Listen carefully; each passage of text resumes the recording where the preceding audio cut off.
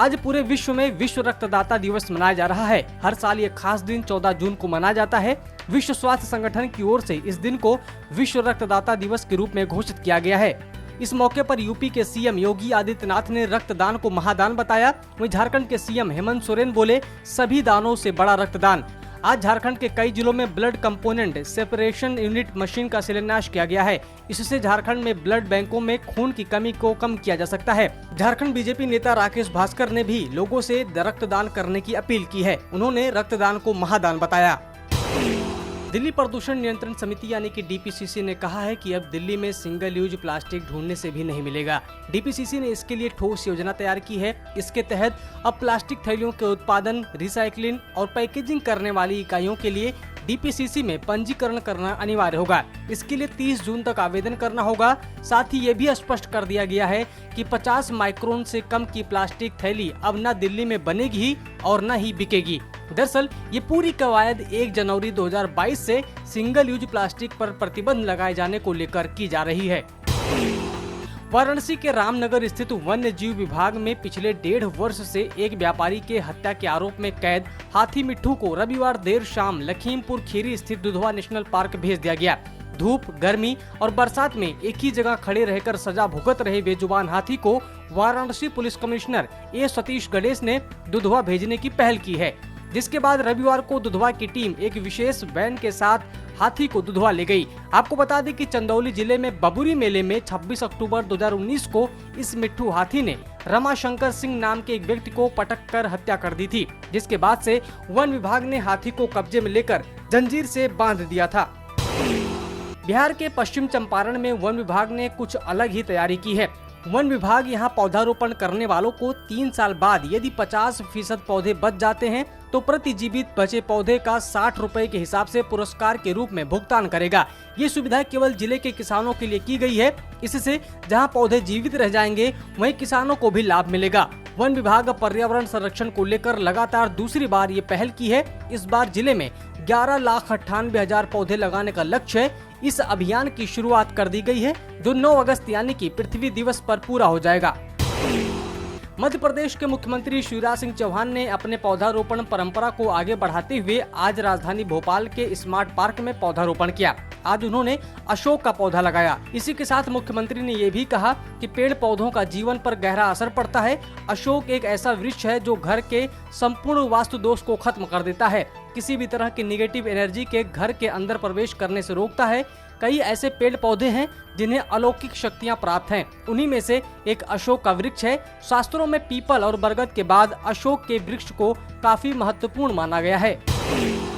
राष्ट्रीय हरित अधिकरण यानी कि एनजीटी ने उत्तर प्रदेश सरकार को निर्देश दिया है कि वे हस्तिनापुर वन्य जीव अभयारण्य की सीमा 6 महीने में तय करने के लिए नोटिफिकेशन जारी करें। एनजीटी ने सुनवाई के दौरान ये पाया कि यूपी सरकार की ओर से इस मामले में पेश स्टेटस रिपोर्ट के मुताबिक अभी तक जो भी कदम उठाए गए या प्रस्ताव लाए गए वे सभी राष्ट्रीय वन्य जीव बोर्ड के समक्ष विचाराधीन हैं।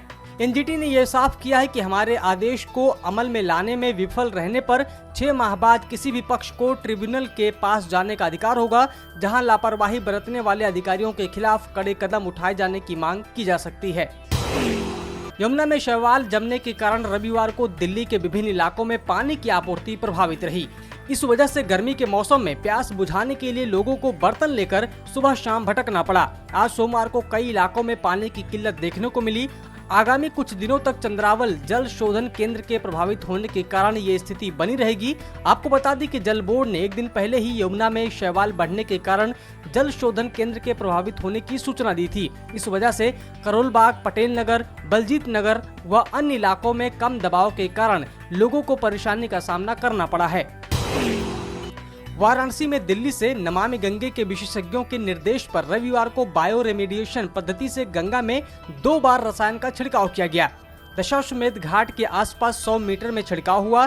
टीम का दावा है कि घाटों के किनारे रविवार सुबह छिड़काव के कुछ घंटों में असर दिखा और पानी का रंग हल्का हरा हो गया। इस संबंध में पानी की जांच करके रिपोर्ट दी जाएगी। नमामि गंगे की रिसर्च ऑफिसर नीरज गहलावत ने बताया कि जर्मनी की एल्गी ब्लूम ट्रीटमेंट प्रणाली के तहत गंगा में बायो रेडिएशन से तैयार घोल का छिड़काव कराया गया है।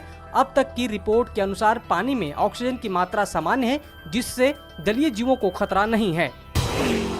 राष्ट्रीय हरित अधिकरण यानी कि एनजीटी ने राजस्थान के बीकानेर में एक मलजल शोधन संयंत्र यानी कि एसटीपी की रिपोर्ट पर नगर निकाय प्राधिकारियों को फटकार लगाते हुए कहा है कि जल कानून और स्वच्छ पर्यावरण के नागरिकों के अधिकार के उल्लंघन को बजट संबंधी सीमाओं को हवाला देकर सही नहीं ठहराया जा सकता।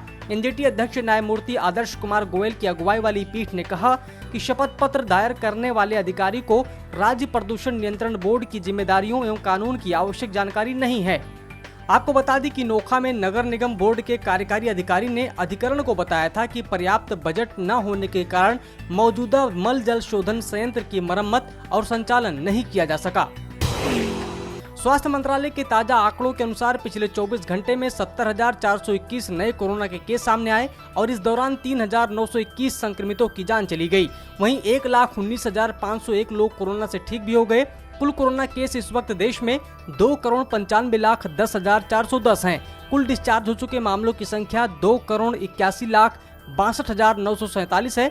कुल एक्टिव केस इस वक्त भारत में 9,73,158 है, जबकि कुल मौत का आंकड़ा 3,74,305 तक पहुंच गया है।